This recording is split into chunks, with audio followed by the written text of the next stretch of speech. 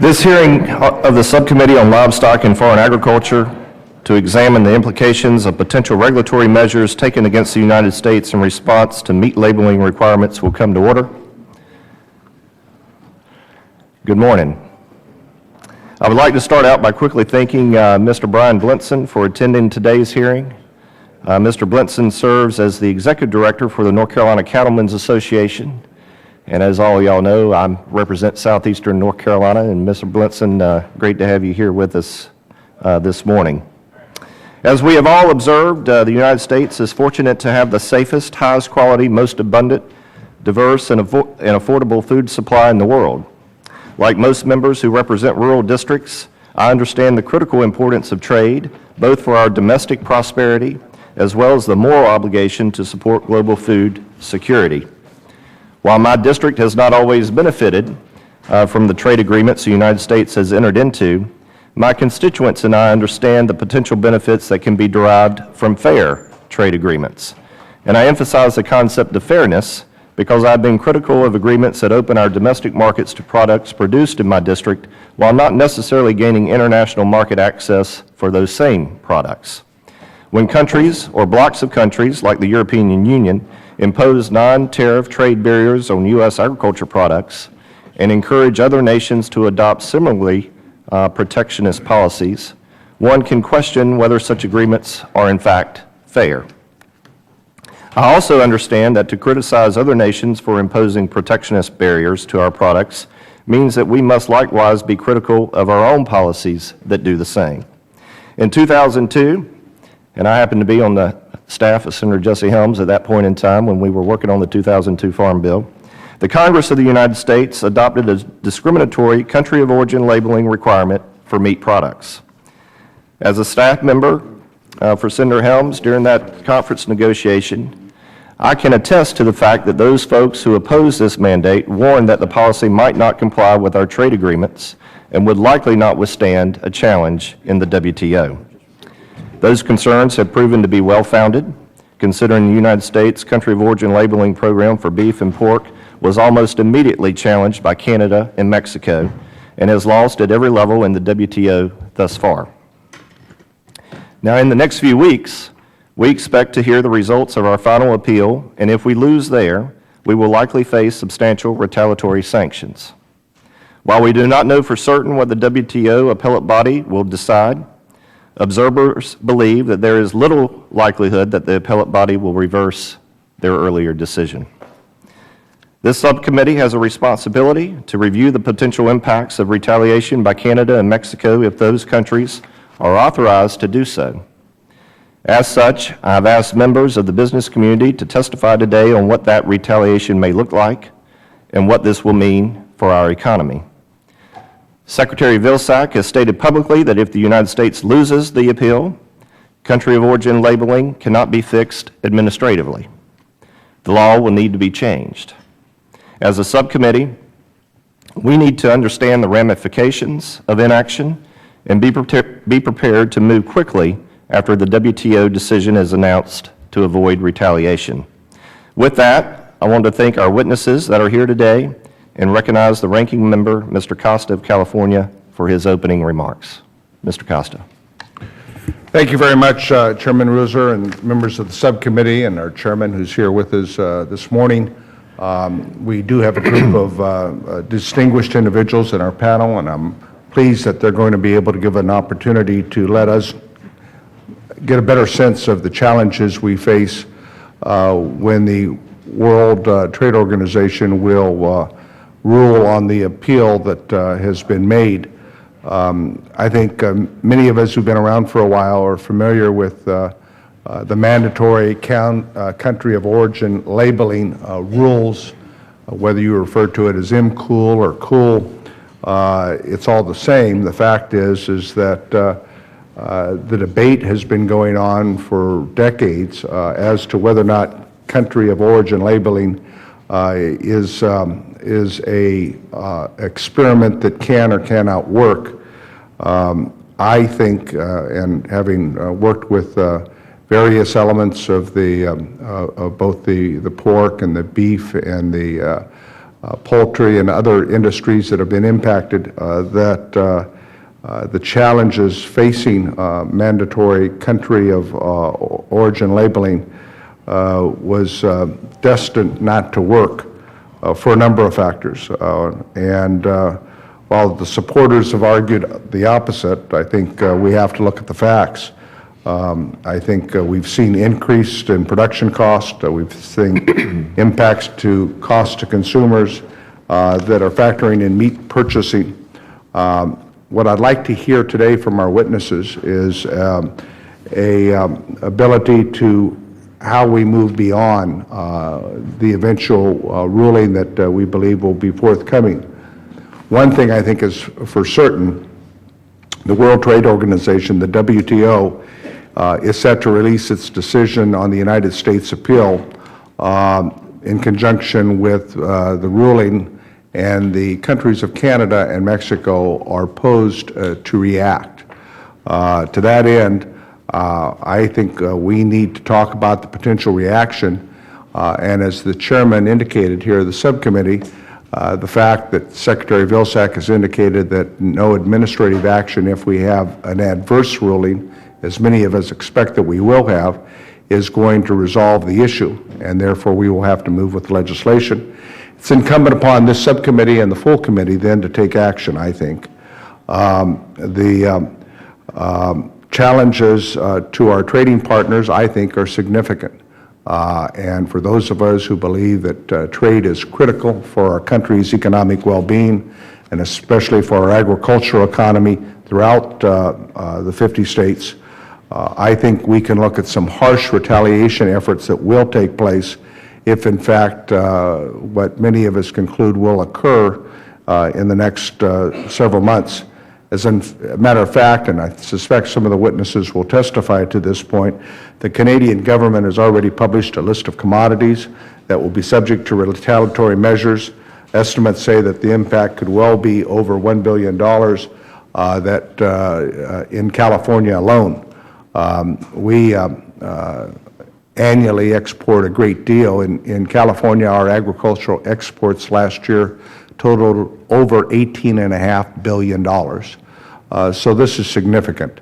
I remember very clearly only a few years ago when we had a similar issue on trade with the Mexican government on the trucking dispute, devastating effects as we saw the Mexican government take action on a host of issues involving agricultural products that we import or export, to Mexico.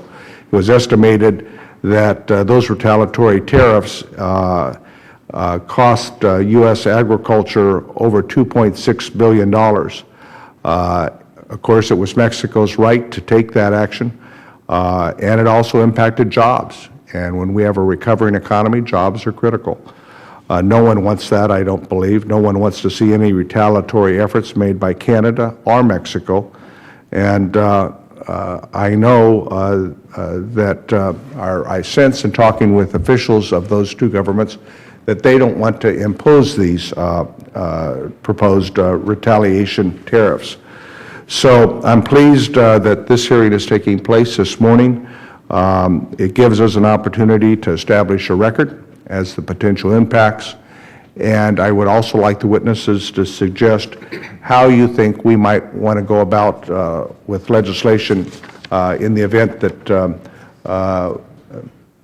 action takes place, as many of us believe that will. However, I think that it's important that once this process is complete, that the Congress resolve this issue. In closing, Mr. Chairman, I've heard from the livestock industry, the pork producers, as well as people from the wine and tree and other manufacturing and processing industries throughout California who are very concerned about the potential retaliatory effects that could be taken by Canada and Mexico. So I think it's time we get to work. And again, thank you, Mr. Chairman, for calling this hearing with the subcommittee. Thank you, Mr. Chairman, of the full committee, because you and I have talked about this issue over the last several years, and I know it concerns you as well. So look forward to listening to the testimony. Thank you, Mr. Costa. I'd now like to recognize the chairman of the full committee, Chairman Conaway. Well, thanks, Chairman Rouser, and David, thank you for those kind comments. I just want to do a couple of things. One, congratulate you on your chairmanship and your chairing your very first official act. You bring great talent and wealth of background and experiences to the tasks, and I've got great confidence in you and Mr. Costa that you'll get this done. I also want to thank our witnesses for coming here today to help us understand some of the retaliatory impacts that may occur if we fail to act, and if in fact the WTO rules against the appeal that's out there. This debate surrounding mandatory country of origin labeling precedes my term in Congress, although as a freshman, one of my first floor speeches on related to agriculture was related to this topic. In spite of the reservations that cattlemen and pork producers expressed at the time this was being considered, that it wouldn't work and that we would suffer consequences as a result of it, Congress decided to go ahead and try to implement it at great costs, and in my view, some unquantifiable benefits as a result of this process. In addition to that, the impact has been that our North American livestock market has been fractured unnecessarily, and again for no good reason. So as we examine the impacts of retaliation if we lose the appeal, I hope that the members will also recognize that the failure of this experiment and work together to avoid the economic damages that will be felt by American businesses both inside and outside agriculture. So with that, Mr. Chairman, good luck on your role as chairman of this committee, and I look forward to your leadership. I yield back. Thank you, Mr. Chairman. I appreciate your confidence and look forward to working in this role as well. The chair would request that other members submit their opening statements for the record so the witnesses may begin their testimony and to ensure that there is ample time for questions. The chair would like to remind members that they will be recognized for questioning in order of seniority for members who were present at the start of the hearing. After that, members will be recognized in order of their arrival. I appreciate members' understanding. Witnesses are asked to limit their oral presentation to 4 minutes. All written statements will be included in the record. I would like to welcome our witnesses to the table. First, we have Mr. John Weber, President-elect, National Pork Producers Council. Mr. Christopher Wank, Executive Director of International Policy, U.S. Chamber of Commerce. Mr. Roger Johnson, President, National Farmers Union. Ms. Linda Dempsey, Vice President of International Economic Affairs, National Association of Manufacturers. Mr. Mr. Tom LaFalle, Vice President and International Trade Council of the Wine Institute. I almost skipped you there, my apologies. And Ms. Allison Boder, Executive Vice President, National Confectioners Association. And Mr. Michael Smith, Special Projects Manager, Harris Ranch Company, Selma, California. Mr. Weber, please begin when you are ready. Mr. Chairman, I appreciate the opportunity to represent MPPC at this hearing today. Exports add significantly to the bottom line of each U.S. pork producer. U.S. exports of pork and pork products totaled 2.18 million metric tons in 2014, representing over a quarter of our total production. These exports add more than $63 to the value of each and every hog marketed. Mexico and Canada are our second and third largest foreign markets for pork, with U.S. exports totaling $1.55 billion and $904 million, respectively. Our exports to Canada, since the implementation of the U.S.-Canada Free Trade Agreement in 1989, have grown over 20 times. Our pork exports to Mexico since NAFTA in 1994 have grown by over 12 times. We cannot afford to have these exports disrupted, nor can workers in allied sectors.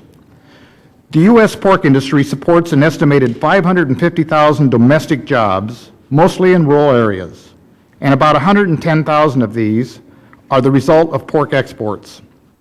The loss of the Mexican and Canadian markets, valued at $2.4 billion, could therefore cost over 16,000 non-farm jobs. But these job losses are only those that relate to pork exports. According to a CRS report, it has been estimated that retaliation by both Mexico and Canada could target between $1 billion and $2 billion in exports from the United States. Other estimates suggest it could exceed $2 billion, and Canada and Mexico will likely seek an even higher number, perhaps as much as a combined total of $4 billion. If it comes to this, a WTO panel will ultimately decide the actual number. But any of these figures could result in a devastating blow to tens of thousands of people in our sector and others. Canada has published a list of over 36 categories of products that could be hit. Mexico has not yet made public its list, but our experience with retaliation by Mexico resulting from its successful challenge to the U.S. ban on Mexican trucking suggests that its list will be at least as long and likely quite similar to the trucking retaliation. That retaliation totaled $2.4 billion. We understand that Mexican importers are already looking for alternative sources of supply for products on the list. There is no way we can compete with products from other countries when our products are subject to steep retaliatory duties. Regrettably for us, pork is on Canada's target list and will likely be on Mexico's. Because cool involves agricultural products, retaliation is inevitably going to fall heavily on U.S. agriculture. If the situation were reversed, the United States would retaliate against imported products in the same sector. When the European Union refused to lift its illegal ban on imports of U.S. beef in the hormone dispute, we retaliated against European food products.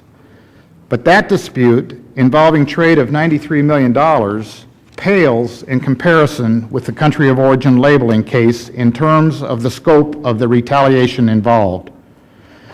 Because the damage to U.S. exports will be multiplied across our economy, the economic effect will greatly exceed whatever retaliation is ultimately authorized by WTO and will hurt many Americans that had nothing to do with implementing COOL. Not only will innocent bystanders be harmed, the economy as a whole will suffer. Professor Dermot Hayes of Iowa State University calculates that the effect of $2 billion in retaliation would be 17,000 lost U.S. jobs. Retaliation of $4 billion would double this figure. Estimates of state-by-state job losses are contained in Attachment 1 of the MPPC written statement. We expect the WTO to once again rule against the United States in mid-May.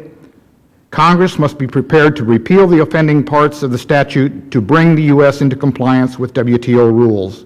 Congress should not allow retaliation against pork producers and other sectors of the U.S. economy. Thank you. Thank you, Mr. Weber. Mr. Wank? Chairman Rouser, members of the subcommittee, the U.S. Chamber is taking part in today's important hearing as co-chair alongside the NAM of the COOL Reform Coalition.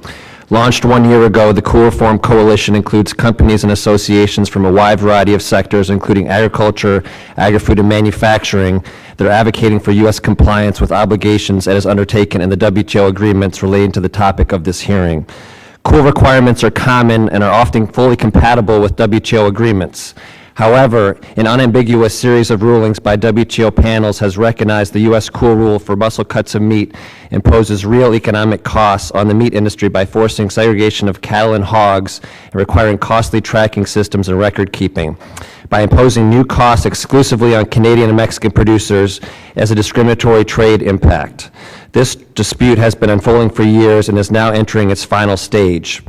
Why does this matter? Canada and Mexico are by far the largest markets for U.S. exports. Trade with our neighbors has reached $1.3 trillion annually. U.S. merchandise exports to Canada and Mexico rose by 66% over the past 5 years, topping $550 billion last year. As noted, the COOL Reform Coalition is seeking U.S. compliance with its obligation under the WTO agreements. Our coalition is building on years of work by a variety of organizations representing ranchers, farmers, and food and agricultural businesses impacted by the COOL rule for muscle cuts of meat.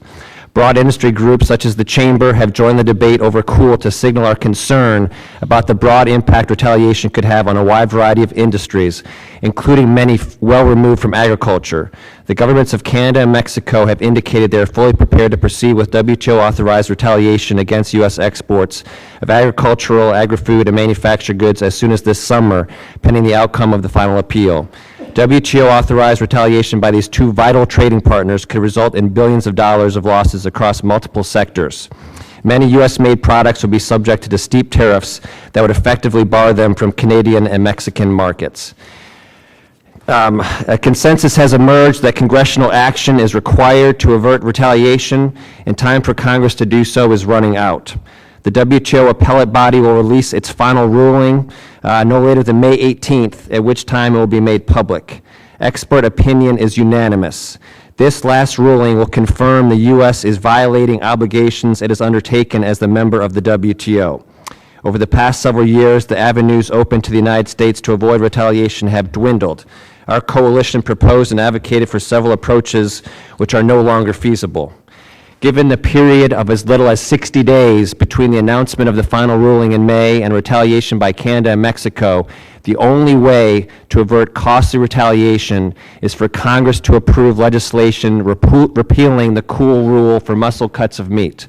For these reasons, the Chamber strongly urges Congress to move swiftly to approve legislation repealing the cool requirements for muscle cuts of meat due to the imminent and all but certain adverse ruling by the WTO appellate body in May. Failure to do so would cost tens of thousands of American jobs and jeopardize mutually beneficial trade relationships with our two closest neighbors and largest export markets. The U.S. Chamber of Commerce and members of the Cool Reform Coalition appreciate the committee's attention to this vital matter and look forward to working with this committee to reach this goal. Thank you for the opportunity to testify today.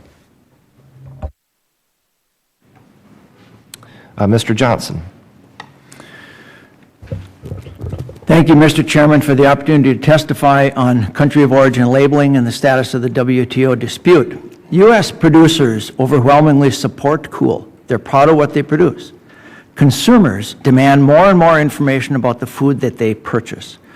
In July of 2013, AMI, NCBA, MPPC, and others representing meat packers went to court to block USDA's revised COOL rule.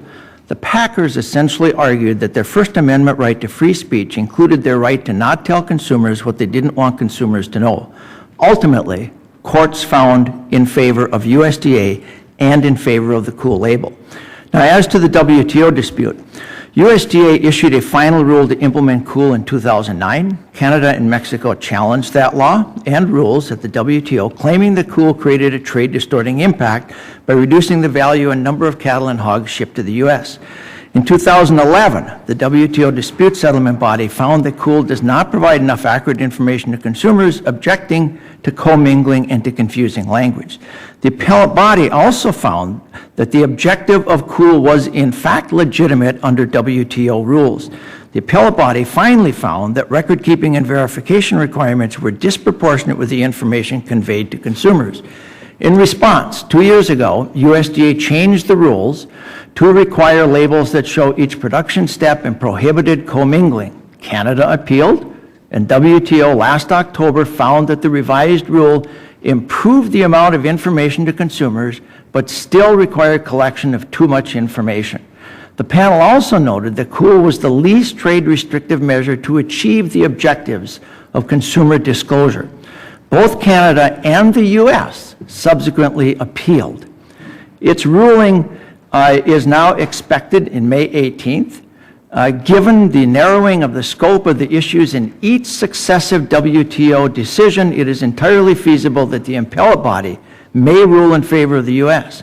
If the body rules against the U.S., the WTO process provides for arbitration, after which potential sanctions could be authorized. In that case, a recent study by Auburn University's Dr. Taylor is important because it concludes that Canadian and Mexico beef producers suffered no damage as a result of COOL. That study is attached to my testimony. Canada has been threatening retaliation, as we all know. Dr. Taylor, however, using mandatory price reporting data reported by the meatpackers, recently found that, quote, COOL did not directly cause the declines in livestock exports to the U.S., which largely coincided with a substantial economic downturn that sapped demand for more expensive meat products. The report issued three main and substantial findings. Number one, fed cattle prices basis actually declined after COOL went into effect, meaning Canadian cattle producers and U.S. cattle producers received the same price for the same product after COOL as before COOL. Secondly, COOL did not negatively impact imports of slaughter cattle. And third, COOL did not significantly affect imports of feeder cattle. Now, Dr. Taylor's study was very robust and directly contradicts the study that the Canadians had entered into the WTO record using proprietary data that is, frankly, not publicly available. The robust study conducted by Dr. Taylor demonstrates that Canada and Mexico's argument of restricted market access to the U.S. market as a result of COOL is simply not true. Importation of cattle from other markets is subject to a number of other variables that are independent of COOL. COOL has not had a negative impact on the Canadian industry. This study is extremely important when assessing retaliatory claims made by Canada and Mexico. I would urge you to wait until we get a final decision from the WTO before any legislation is considered. Thank you. Ms. Dempsey? Chairman Rouser, members of the subcommittee, thank you for the opportunity to be here on behalf of the National Association of Manufacturers, the nation's largest industrial association representing over 14,000 manufacturers in every state in the country. Last year, U.S. manufacturing output reached a record of $2.1 trillion, supported over 12 million jobs, and of course relies substantially on inputs from our nation's farmers and agricultural producers for many of our food and beverage inputs. I am also appearing today as co-chair of the COOL Reform Coalition, along with my colleague, Mr. Wank from the U.S. Chamber. Let me focus on 5 points. First, trade and U.S. manufactured exports are a critical source of growth for U.S. manufacturing and other industries in America. U.S. manufactured exports reached a record level last year of $1.4 trillion, supporting millions of jobs. That growth has been supported by decades since the creation of the World Trade Organization and other market-opening trade agreements, under which the United States and other nations agree to play by a basic set of rules. Second, Canada and Mexico are by far the nation's largest export markets for our nation manufacturers. Last year alone, they purchased $485 billion in manufactured goods from the United States. Third, the United States' continued failure to bring the COOL rule for meat into compliance with its WTO obligation is threatening substantial quantities of manufacturing goods exports to our two closest trading partners. There is wide expectation that the WTO will in fact rule again that this rule is out of compliance with the basic rules. They have been found out of compliance not just once already, but 3 times. Canada has put forth a proposed retaliatory list, which includes many manufactured products, such as steel pipes, heating appliances, office furniture, and mattresses. Mexico has not set forth what products it would put on its list, but manufacturers have already witnessed firsthand Mexican retaliation in the trucking case, where Mexico imposed tariffs as high as 45% on many products, resulting in lost sales and lost jobs. Manufactured goods were listed on Mexico's trucking retaliation list, including office equipment and a wide range of home appliances. Fourth, to be successful globally, manufacturers need a respected and enforced global trading system. The United States led the world in writing these rules, including the creation of the WTO in 1995, where binding dispute settlement was a primary U.S. objective. Enforcement of the rules-based trading system has already helped American workers, farmers, and manufacturers secure access to overseas markets and grow our exports and jobs here in the United States. If countries, including the United States, do not live up to their obligations, the system will be weakened and our businesses and our workers will face the penalty. Fifth, and finally, time is running out. It is imperative that Congress act quickly or else put at risk very substantial levels, some believe billions, in U.S. exports to Canada and Mexico, and the industries and jobs of tens of thousands of workers that produce those goods. With the threat of retaliation looming for our nation's manufacturers, the NAM and the COOL Reform Coalition urge Congress to bring the United States back into compliance with its WTO obligations fully and quickly through the repeal of these WTO inconsistent meat labeling provisions. Thank you for the opportunity to testify today. I look forward to working with the committee to resolve this important issue. Mr. LaFalle.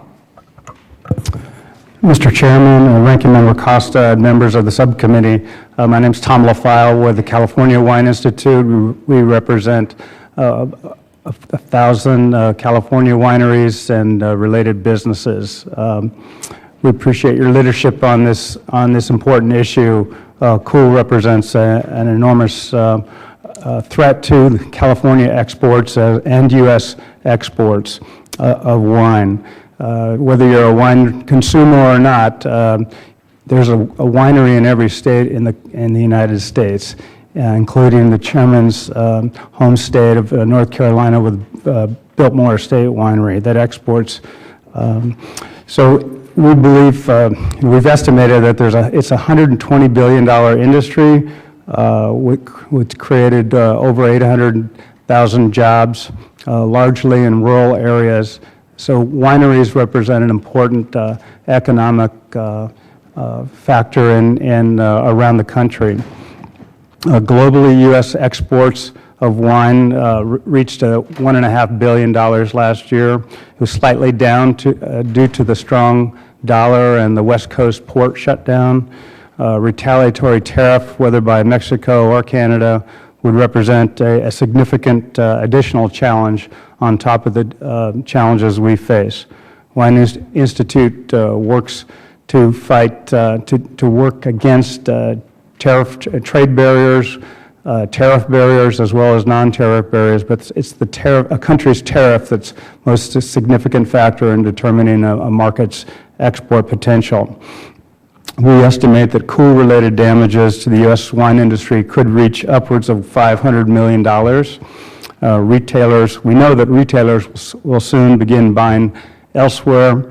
Price-sensitive consumers will shop elsewhere, and it will take years to gain back the current market share that we have.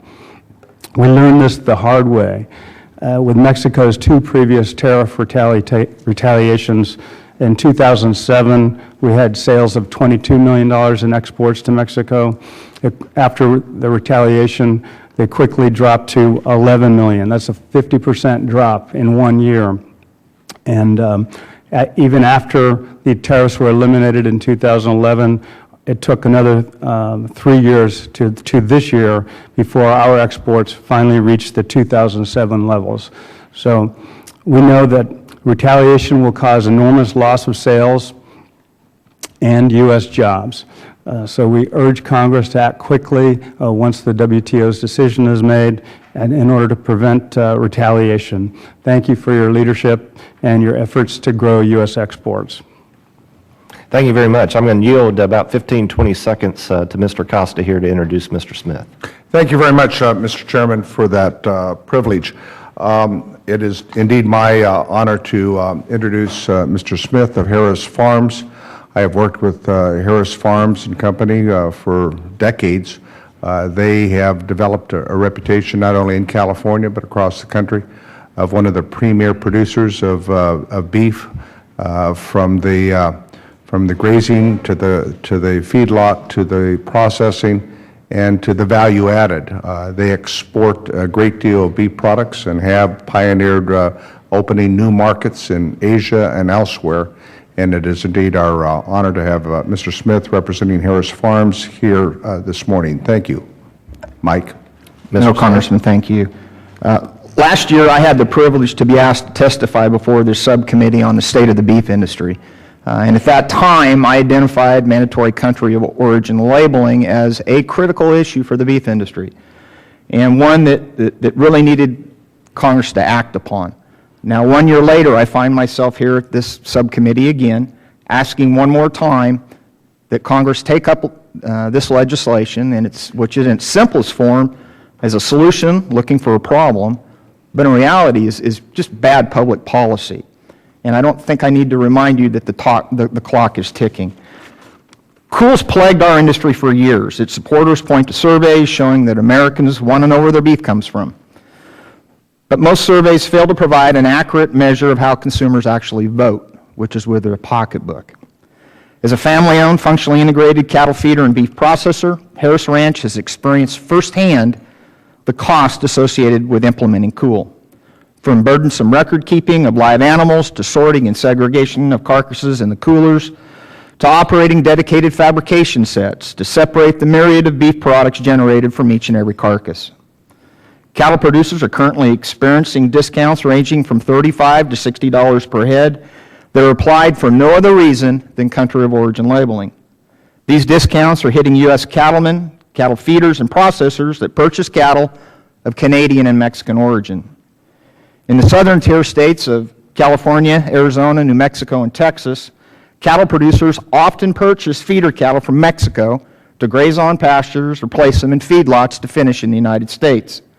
Mexican origin cattle are extremely important to the southern tier states because they provide production efficiencies associated with keeping cattle pens full, bunk space occupied, and quite frankly, blood on the floor. They provide a consistent supply of fed cattle for beef processing facilities, and especially those that are located near the border. I return to the fundamental question at hand. Why do we have Cool?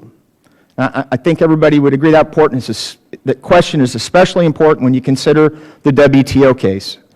If Canada and Mexico win the most recent appeal, which we honestly believe they will, they'll be allowed to retaliate not only against our industry, but many others as well, some of whom you've heard from today.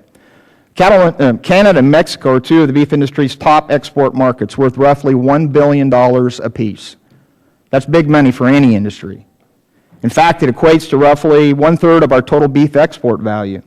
If we lose access to those markets, it will have a profoundly negative impact on all U.S. beef producers. All of our current global market access equates to approximately $350 per fed steer and heifer marketed today. If we lose a third of that, roughly $115 will be taken directly out of the pocket of every cattleman in the United States.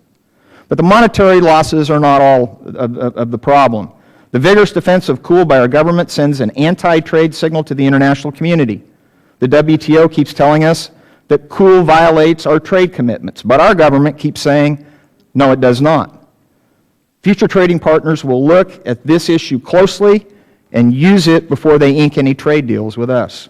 I'm certain we would do the same if we saw similar behavior from our trading partners. Finally, I wonder why our government wants to hurt an industry for a simple marketing program, and that's really what it is.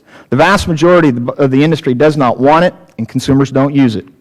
Cool is about marketing, has nothing to do with food safety. Those who use that argument, it's basically a red herring because they just want to keep on to hold their position.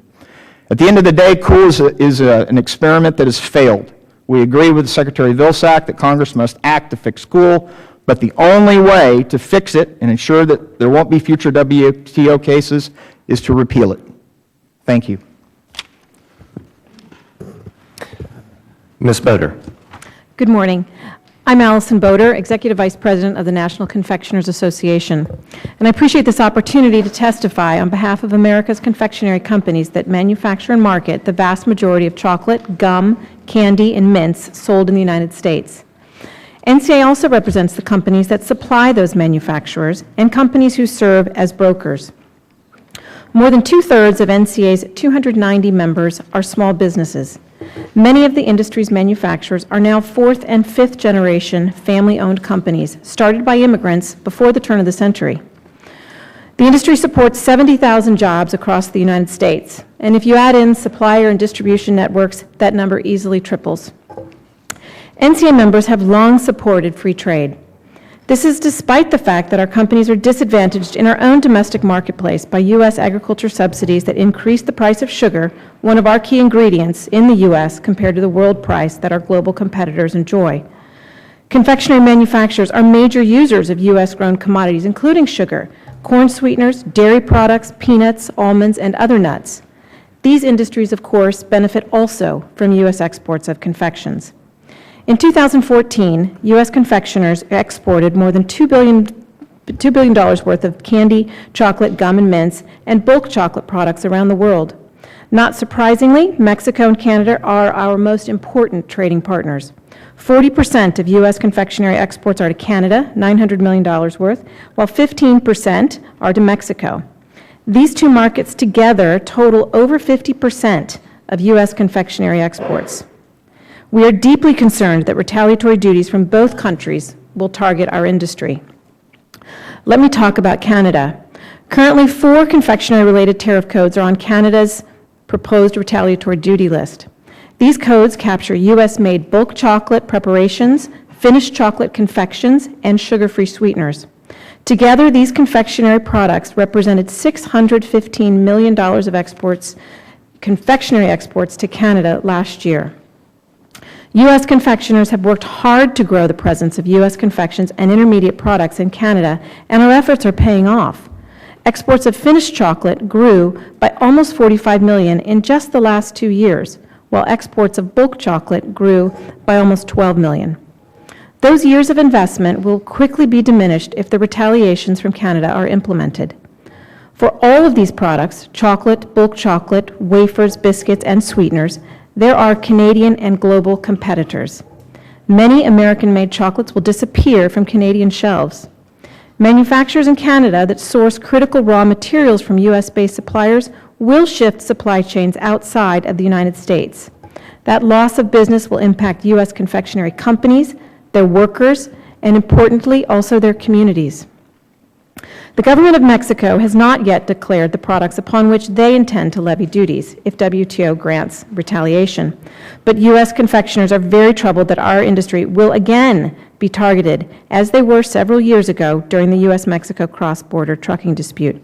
At that time, Mexico implemented a 20% duty on confectionery products. That resulted in a 50% drop in U.S. confectionery exports. The longer these disputes are unresolved, the greater the consequences to the U.S. confectionery industry and the communities in which those companies reside. U.S. confectioners urge Congress and the affected industries to find a resolution that ensures U.S. compliance with international trade obligations and avoids retaliatory actions against our exports to the north and possible retaliation for our exports to the south. Thank you very much. I'd like to thank each of the witnesses for your testimony today. We'll now move into a period of questions by our members. I need to note that given the time constraint we're under due to the joint session of Congress, in fact, we need to be out of this hearing room by around 10:20, 10:25. I ask unanimous consent that members limit their questioning to 3.5 minutes. Without objection, so ordered. I now recognize myself for 3.5 minutes. My question is directed to Mr. Wank and Ms. Dempsey. As I mentioned in my opening statement, when countries impose non-tariff trade barriers on U.S. agriculture products and encourage other nations to adopt similarly protectionist policies, we would certainly all expect the United States government to fight vigorously against those policies. I also understand that to criticize other nations for imposing protectionist barriers to our products means that we must likewise be critical of our own policies that do the same. Now, do both the U.S. Chamber of Commerce and the National Association of Manufacturers consider country of origin labeling a non-tariff trade barrier? Yes, the NAM believes that the barrier is in fact a non-tariff trade barrier. Mr. Wank? Yes, we do, sir. Thank you very much. I now recognize Mr. Costa for any questions he may have. Thank you very much, Mr. Chairman. Mr. Smith, you did a counting of the costs that your own company incurred in trying to comply with it. What was the timeline in trying to put that together to ensure that you were in compliance? The timeline for putting the program together, Mr. Costa? Yes. Okay. When COOL was first implemented, obviously we were fortunate in that USDA met with industry and sat down and came up effectively with the means by which we weren't going to dramatically reduce the speed at which commerce would occur in terms of selling live animals to one another. As a company, obviously, you try to plan ahead. You try to expect what some of these difficulties are going to be. You put together programs, procedures, so that you make certain that livestock are segregated accordingly. You identify specific days upon which those cattle will move into your processing facility, not only what day, but what hours of certain shifts. And you run two shifts there at your operation? Actually, just one, Congressman Costa. We run 2 shifts in ground beef production, but the actual harvest and processing of the carcasses is just one 8-hour shift. But I noted that you, I know, export to Asia. Are you currently exporting any product to Mexico? We are, Canada? sir. And it amounts to roughly $1.5 million in value as far as sales to Mexico. So your concern about retaliatory effects would possibly occur immediately then? Very much so, sir. Yeah. I assume you consider this a non-tariff barrier if enacted? Yes, we do. Mr. LaFolla, you consider it the same? Absolutely, Mr. Costa. When we talk about the impact to the wine industry that has tried very hard to penetrate foreign markets with some success, what potential fallout do you see in the event that Congress doesn't act if we get the adverse ruling we're expected by the end of this year?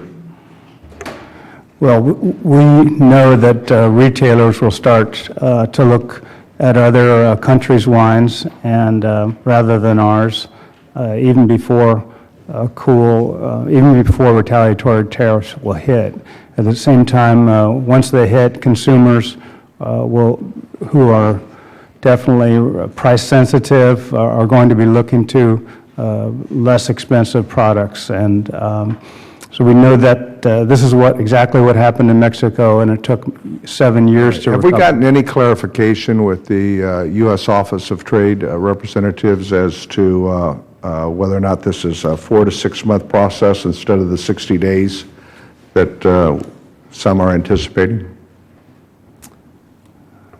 I'm not certain of that. Anyone else care to opine?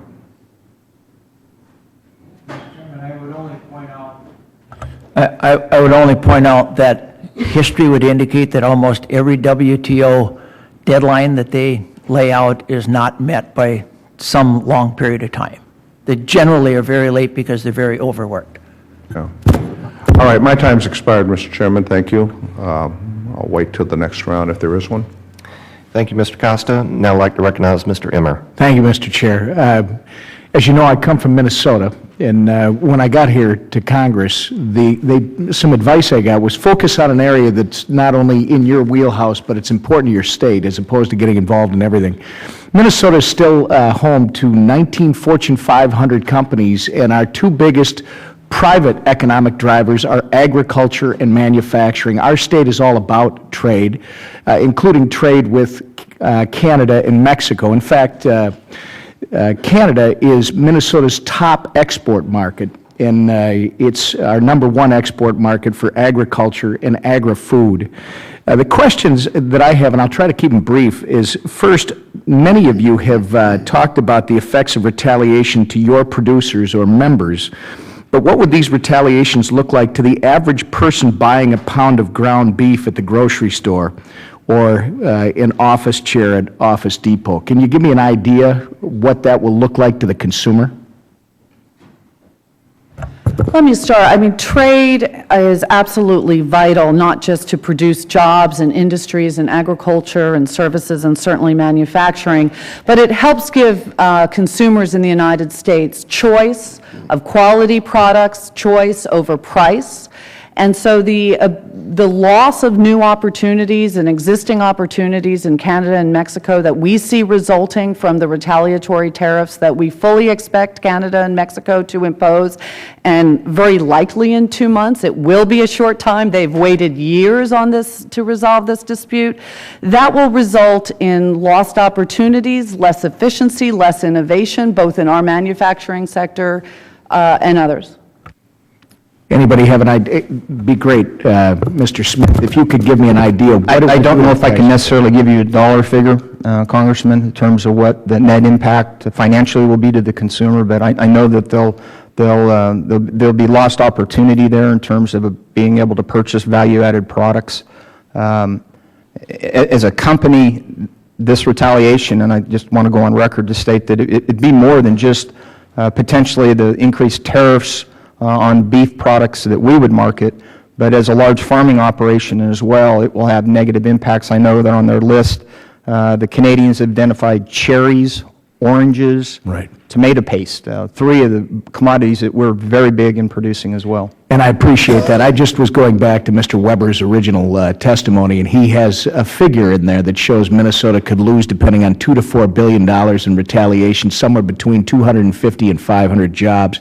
Since we've got short time, the question I want to ask, the last one, to all of you is, in lieu of the conflicting data that surrounds the cost and benefits of cool, does anyone see a solution that would be satisfactory to all parties involved, and perhaps maybe not you, Mr. Smith, based on your testimony, but a solution that would be satisfactory to everyone and WTO compliant? Mr. Chairman, if I could take the first crack at that.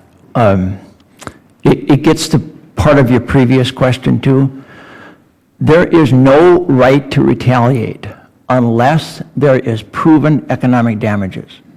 The only evidence introduced to the WTO at this point is based on proprietary pricing data provided by the CCA in Canada, and it has been overwhelmingly refuted by publicly available data in the Taylor study that I referenced. Thank you, Mr. Chair. That's not really helpful to me. I was looking for a solution as opposed to an argument. So I yield back, Mr. Chair, and thank the witnesses for their time. Gentleman's time has expired. Mr. Yoho, 3.5 minutes. Thank you, Mr. Chairman. I appreciate the opportunity. I appreciate your testimony. Cool started in 2002, and it was implemented in 2009. Since that time, we've had this disgruntlement, the disruption of the market, the lawsuits and all that. And when I look at the responsibility of the USDA, is it the responsibility of the USDA and the government to illustrate the origin of the meat that the U.S. consumer eats, like Canada and Mexico, or is it a trade issue? Mr. Smith, let me ask you first. I'm sorry, Congressman, I didn't understand your question. Is it the responsibility of the USDA to demand or require country of origin labeling, or should that be negotiated in the trade issues, like with NAFTA, when NAFTA came out? Should that have been put in there and then not after the fact when NAFTA was negotiated? Right now, USDA has oversight over those labeling. I understand that, but should that have been negotiated in NAFTA when it first happened instead of after the fact? Perhaps in hindsight, yes. All right. My other question is, the cool label doesn't make a product safer. That's correct. It doesn't add to the traceability of a product. The USDA has sole responsibility of saying a product is wholesome, healthy, and good for the consumer, or, marketable. And I don't see the benefit of the cool labeling, and I think you guys have brought it up for the majority of the panel, that it's added a burden to the U.S. producer. It's put us in trade retaliation. And let's see, I think probably the best way to go in this is looking at the complete repeal of that, and I hope out of this committee and with your recommendation, I think that's the smartest way to go, and have these things negotiated in trade agreements. Let's see. As I said, the labeling doesn't make the product any safer. The consumers, it doesn't increase the traceability. In addition, it adds $2 billion to the cost of meat, which is ultimately paid for by us, the consumer, and it affects the people at the lower income levels higher. So with that, we will listen to your recommendations, and I look forward to working on that so that we can move beyond this and not have retaliation from our trading partners. And coming from the state of Florida, I was born in Minnesota like Mr. Emmer, but my parents had the good sense to move to Florida. And Canada is Florida's largest trading partner also. And it would be tough for us. We ship a lot of citrus up there, and I look forward to working through this so that we build those alliances with our partners, our trading partners, stronger, so that we keep agriculture a strong trading tool. And I'm going to yield back, Mr. Chairman, and I appreciate it, and congratulations. Thank you very much. The gentleman from Washington, Mr. Newhouse. Thank you very much, Mr. Chairman, and you're doing a great job this morning. Thank you all for being here and helping us understand the implications of this very important issue. Let me take the brief time I have to ask a couple questions real quickly. First of all, to Mr. Weber and Mr. Smith, perhaps you've talked about the cost of coal and the implications that it has had on our industries. I'm looking at, since its enactment, can you point to anything, whether anything of benefit, increased sales, any kinds of an upside to this at all? I'm trying to understand if there's a flip side to this as well. No, sir, we've seen none. And you would think that as a branded beef company, one of the first branded beef companies in the U.S., if we saw an economic benefit associated with being able to identify products coming from a specific entity, whether it be product of the U.S., we would have, on our own fruition, approached USDA, because companies can do this, and ask to make label claims. We saw no benefit in the marketplace. We did demographic studies. We asked some of our customers, do you think the end consumer would like to see this type of information? And almost to a man, they have said no. So to answer your question, Congressman, we see no benefit whatsoever. No, sir. Mr. Weber, any thoughts? Yes, Congressman, I think I would agree with that statement. It's very hard to measure any type of economic benefit from country of origin labeling. Much more difficult than it is to label the cost of having to comply with country of origin labeling. The difficulty it presents for packers, processors, producers, clear down to the retail level. There's added costs involved, and it's hard to pinpoint that in any one sector. But from an economic benefit, I think it'd be extremely difficult to say the consumer is benefiting from country of origin labeling. Okay, thank you. Mr. Wenk and Mrs. Dempsey, can you tell me if the potential retaliation is having any impact on our industries already? Just the existence of the potential. Well, thanks, Congressman. I mean, I think this is a dark cloud that is forming over U.S. exporters right now, and I think that is very much why this hearing today is very timely. And as I said in my testimony, we believe that the way forward right now is for Congress to move forward on legislation to repeal the cool rule for muscle cuts of meat. And just in Washington, sir, if you look at our website, www.coolreform.com, you'll see that there are several products in your state that could be impacted by retaliatory tariffs: apples, cherries, pears, potatoes, video game consoles, to name a few. So this is a very urgent topic, sir, and it is having an impact, and it is a dark cloud that's forming over our exporters right now. Thank you. I agree with Mr. Wank, and would just add that just as in the United States, customers overseas oftentimes plan months in advance, and once a decision is made to purchase, they're going to make that purchase. And so this looming threat of retaliation, which we believe will be very substantial given the disruption in Canadian and Mexican trade in this area, will have, and will have not an effect just on that one sale, but could, as we saw in the Mexico trucking case, it could affect sales to those customers for years to come, because once you lose that customer, you're not going to get them back very quickly again. Right. Well, thank you very much. And Mr. Chairman, I've gone over. Thank you for your indulgence. Thank you very much. I'll now recognize the gentlewoman from Missouri, or perhaps for the benefit of the other half of the population of that great state, perhaps I should say Missouri. Ms. Hartzler.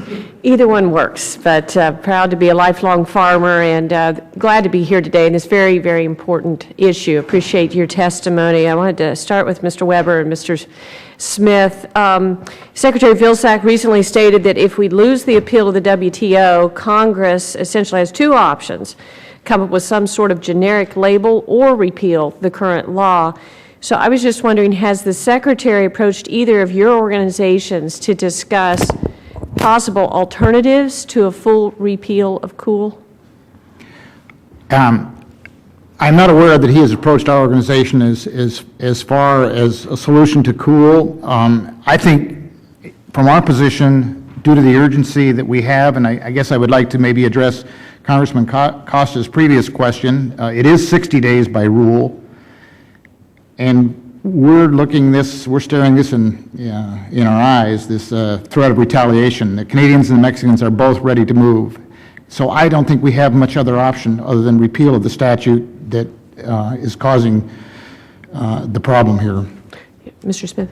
I would concur with those remarks. To my knowledge, the Secretary has not reached out to the beef industry to ask for their input regarding any potential fix.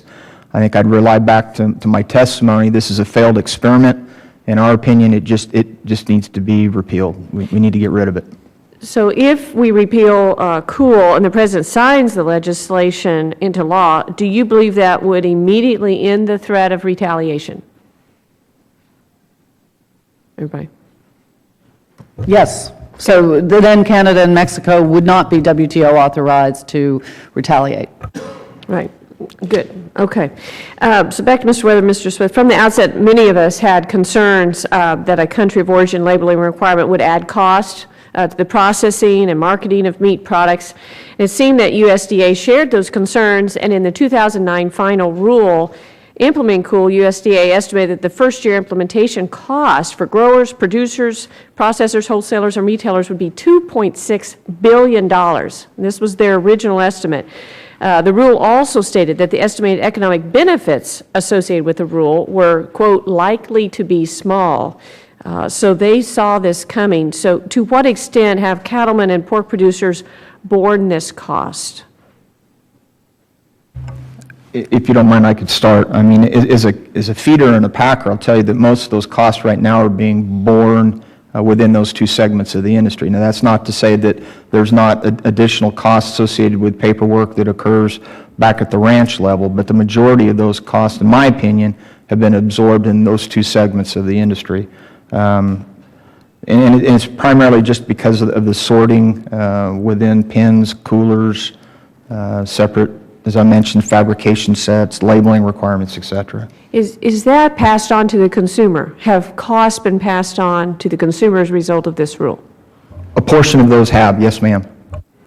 Some of them have been sent backwards, back through the production channel. And that's the reason that the Mexican government and the Canadian government are angry, because that negative economic signal is being sent to them in one direction, in those direct costs, but then the indirect cost, the lack of production efficiencies because of some of the difficulties we have and some of the decisions our customers have made regarding whether they will carry two separate labels in their retail stores. Those are indirect costs that the consumer bears. Clearly, there's no upside to this. It's not good for America, it's not good for the producers, the processors, and it's not good for the mom that goes to the grocery store and is having to pay more for products. And so we really do need to repeal it. I would pretty much agree with Mr. Smith's comments on that. If you just picture our industry, we have the processor in the middle that's really caught in the end game in this thing, and they work on a margin. And I guarantee you they're going to pass those margins forward and as much as they can back to us as producers on the farm. And that's why I mentioned it's hard to actually know exactly what it's costing, because that's exactly what happens. It spreads out through the economy.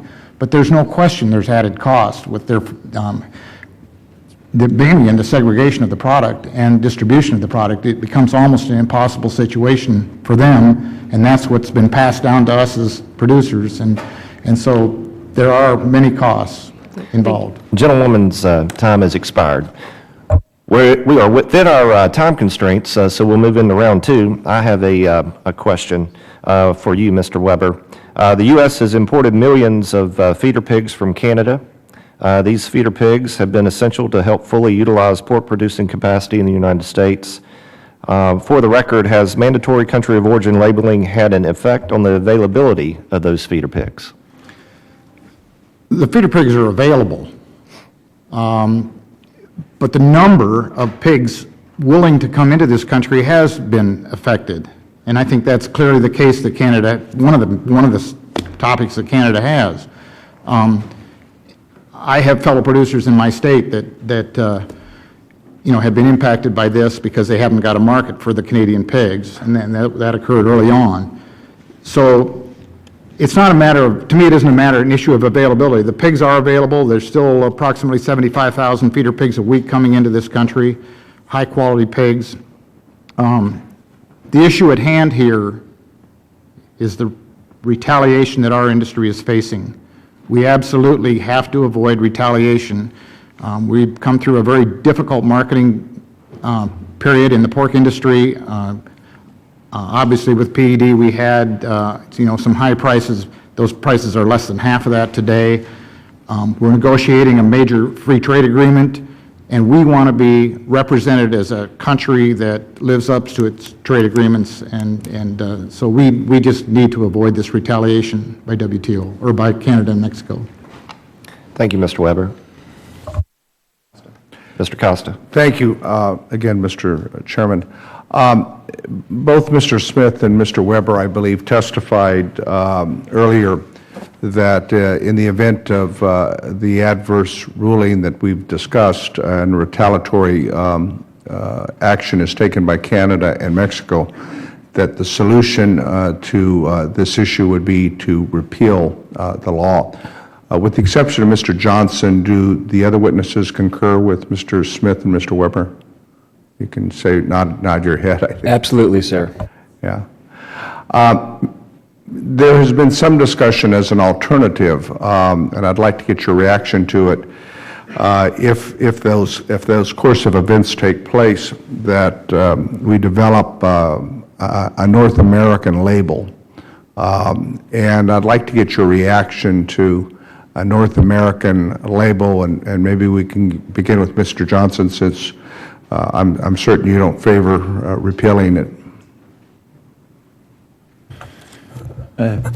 Thank you, Congressman. You're correct. We do not favor repealing it. We think actually that the best way to deal with this is to get the decision from the WTO. No, I understand that, And but I'm then- talking about in the event of an adverse decision, what's your thought on a North American label? Well, we would initially be inclined to oppose a North American label, Okay. but it is very important that you look at the actual decision, because we believe that there can be a very narrow fix that can be applied. Every WTO decision that's been made, there have now been 3 of them, has been narrower than the one before it. Okay. We have every expectation the same thing would happen this time. Mr. Smith, would you care, Mr. Weber, or any other of the witnesses to react to a North American label? I would just say that it is critical from our perspective and that of the Cool Reform Coalition that we eliminate the possibility of retaliation immediately.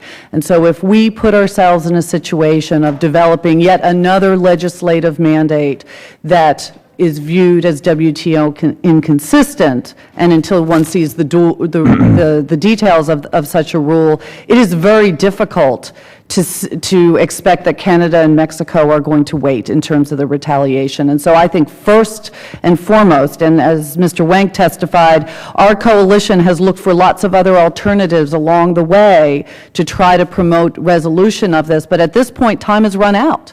And Mr. so Wang, we need to see the repeal of this rule, and then if there's work that needs to be done with Canada and Mexico to figure out another solution, then so be it. Yeah. I would agree with Ms. Dempsey fully in her comments that it. Mr. Smith, Mr. Wang, you care to comment? Congressman Costa, I would agree wholeheartedly as well, yes. I mean, I don't think we've got the luxury to propose another potential fix. We've tried that twice now. It's not worked. As I mentioned, the clock's ticking. Let's repeal it. I completely concur, and I mean, I think the reality is we don't have a lot of time, Congressman. You know, we're not in the driver's seat right now. We're days away from a final WTO ruling, so that's why it's urgent that Congress acts. All right. Thank you, Mr. Chairman. I yield back the balance of my time. See, we're now 10 minutes after 10, so we got about 10 minutes here. Mr. Newhouse, have any follow-up? Thank you, Mr. Chairman. Just one line of questioning perhaps we haven't explored yet. Certainly we've talked about some of the negative impacts of retaliation, but are there other consequences of the U.S. being out of compliance with its trade obligations? And being out of compliance with WTO obligations, what does that do to the development of other opportunities perhaps in the marketplace internationally? I'd offer just briefly, I mean, that concept of do as I say, not as I do won't fly very well. I mean, I think it will pose astronomical challenges moving ahead, trying to negotiate any further trade agreement with any other countries. I would just say from the manufacturing perspective, we already face a lot of trade barriers overseas on which we're trying to get resolution. There's over $12 trillion traded in manufactured goods worldwide, and the United States has 9% of that.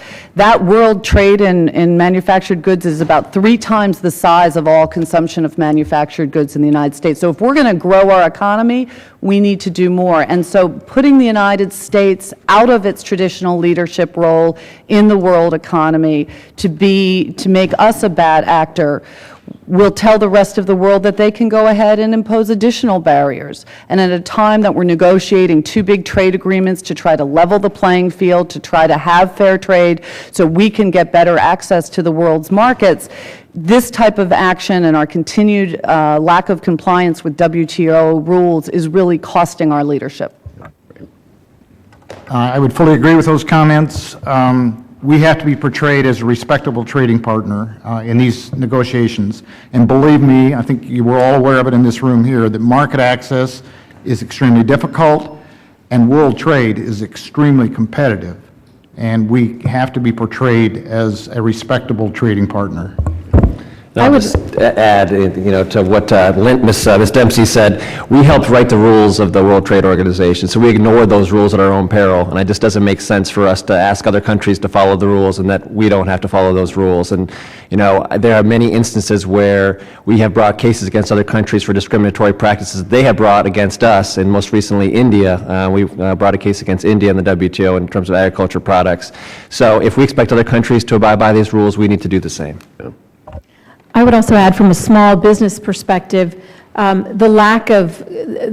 increases the lack of confidence in putting forth the investment that it takes to open up these markets. So if companies need to be sure that when they make that investment that it's going to stay for the long term. Now for the confectionery industry, we're facing the second set of retaliatory duties in 10 years. And that makes it difficult for companies to go the next step to make the investment that's necessary if they don't believe that the marketplace will last.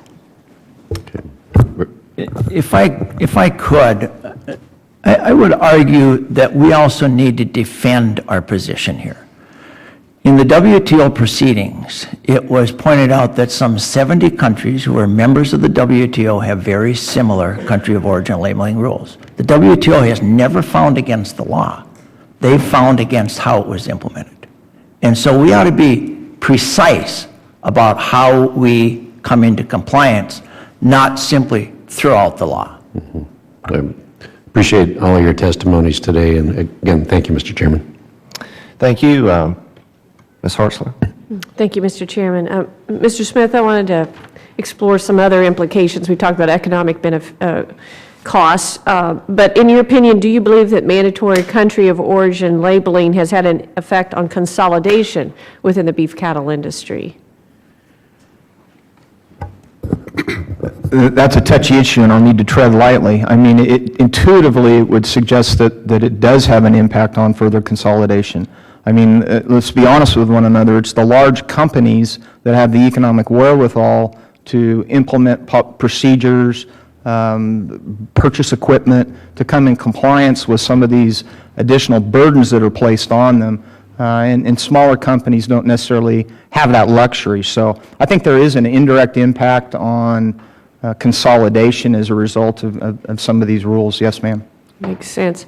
How has country origin of labeling impacted the demand for Canadian cattle?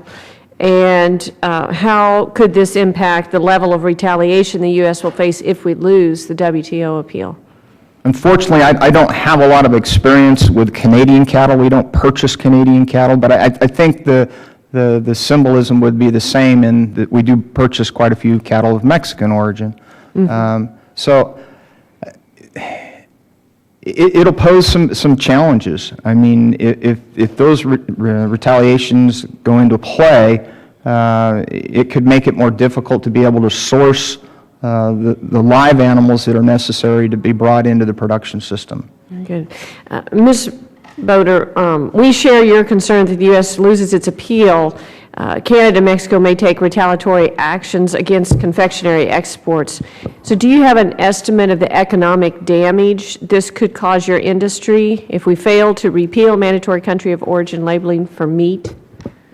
For confectionery on the tariff codes that Canada has already identified, we believe we will lose those exports. At 100% duty, we cannot export those products into Canada. As I think I mentioned, when we faced a 20% duty on these products in Mexico, we lost 50% of our exports. So 100% is really unlikely that we'd be able to recover. And then we would also, because there are competitors who are willing to jump in from Europe and from China, from other marketplaces, we'd be put in the position of having to crawl back and try and regain that, that market share. And that takes a long time. Okay. Years. Yes.